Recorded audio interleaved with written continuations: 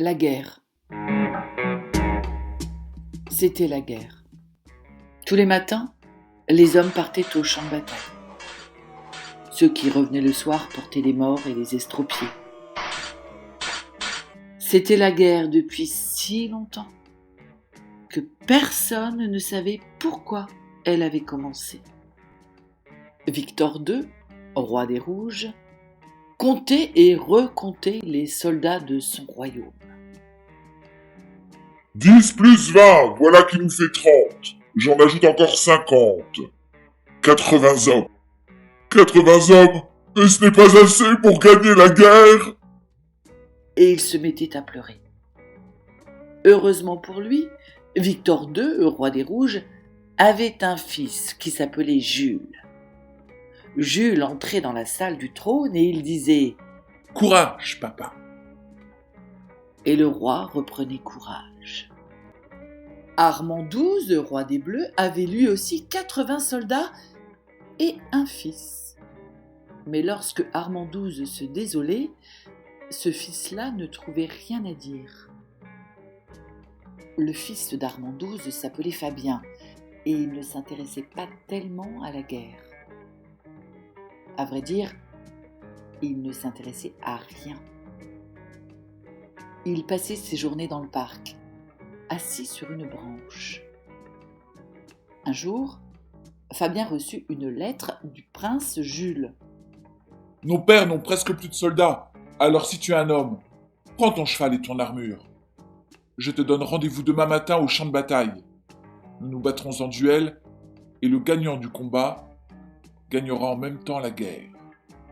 Signé Jules. » Fabien soupira. Il n'aimait pas tellement monter à cheval. Le lendemain, Fabien arriva au rendez-vous monté sur une brebis. « En garde !» dit Jules. Fit la brebis. Cela effraya le cheval qui se cabra à la verticale. Jules tomba. « Tu n'es pas blessé ?» demanda Fabien. Mais Jules était plus que blessé. Il était mort sur le coup. Les soldats hurlèrent. « Le combat a été truqué ! Le combat a été truqué !» Fabien voulut leur expliquer que c'était un accident, mais comme ils avaient des piques et des lances, il préféra partir en courant. Armand XII, roi des Bleus, l'attendait. « Tu devrais avoir honte !» gronda-t-il. « Mais je n'ai rien fait !» dit Fabien. « Justement !» lui répondit son père. « Honte et double honte ! Je te chasse de mon royaume !» Le prince Fabien se cacha dans le parc. Maintenant, c'était l'après-midi et les soldats avaient repris la guerre. Alors Fabien décida de faire quelque chose. Il décida d'écrire 2 lettres, l'une pour Armand XII et l'autre pour Victor II. Les 2 lettres disaient exactement la même chose. « Je suis chez le roi jaune, Basile IV. Il m'a donné une grande armée. Alors, si vous êtes des hommes, prenez vos chevaux et vos armures. Je vous donne rendez-vous demain matin au champ de bataille. Signé Fabien. » Armand XII reçut sa lettre le soir même. « Ma nullité de fils. Une grande armée ?» dit-il. « Ils seront 8 tout au plus et j'en ferai de la chair à pâté. » Quand Victor II reçut sa lettre, il haussa les épaules. Il déclara qu'il écrabouillerait comme rien ce gagneur de combat truqué. Il mit la lettre dans sa poche et il alla se coucher. Lorsqu'il vit arriver l'armée bleue, le roi des Rouges s'écria. « Et que faites-vous ici, messieurs ? Nous avons rendez-vous avec l'armée jaune, alors veuillez nous laisser la place. » « Figurez-vous, messieurs, que nous aussi nous avons rendez-vous avec l'armée jaune. » « Je ne comprends pas. » dit Victor II, roi des Rouges. « Moi non plus. » dit Armand XII, roi des Bleus. Ils comparèrent leurs lettres. Et combien y aura-t-il de soldats jaunes d'après vous? Peut-être 8 ou 80 ou peut-être 800? Qu'importe, car les bleus sont de vrais braves.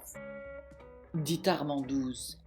Et Victor II répliqua: Les rouges ne redoutent personne. À midi, les jaunes n'étaient toujours pas là. On a beau être brave et ne redouter personne, l'attente rend nerveux, Messieurs, dit Armand XII. je crois que face à 800 hommes, nous devrions allier nos armées. C'est juste. Répondit Victor II. Ils attendirent encore tout l'après-midi. À 7 heures, les rois discutèrent pour savoir s'il fallait rentrer au château, mais ils décidèrent que non, qu'il valait mieux rester pour le cas où les jaunes arriveraient de nuit. Et ils firent apporter des sandwichs. Le lendemain, les jaunes n'étaient toujours pas là. Alors on commença d'installer des tentes et d'allumer des feux de camp. Le 3e jour, les femmes des soldats vinrent avec leurs casseroles et leurs louches parce qu'on ne pouvait pas nourrir 2 armées avec seulement des sandwichs. Le 4e jour, elles amenèrent leurs bébés. Et le 5e jour, pour les autres enfants, qui s'ennuyaient seuls à la maison, vinrent à leur tour avec les vaches, les cochons et les poules. Les aînés montèrent des commerces. Au 10e jour, le champ de bataille ressemblait à un village. Fabien pensa: Je n'ai pas d'armée, et je n'en ai jamais eu. Mais grâce à moi, la guerre est finie. Alors Fabien se rendit chez Basile IV, roi des Jaunes, pour lui raconter son histoire. Basile rit beaucoup au moment de l'armée imaginaire, mais il pleura un peu pour le prince Jules, mort si bêtement. Et il pleura même pour tous ses soldats, dont il ne connaissait pas les noms.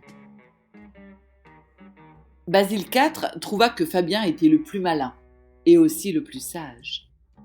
Et comme il n'avait pas de fils, il lui demanda d'être le prince des Jaunes et de régner plus tard sur le royaume. Le roi Fabien fut un excellent roi.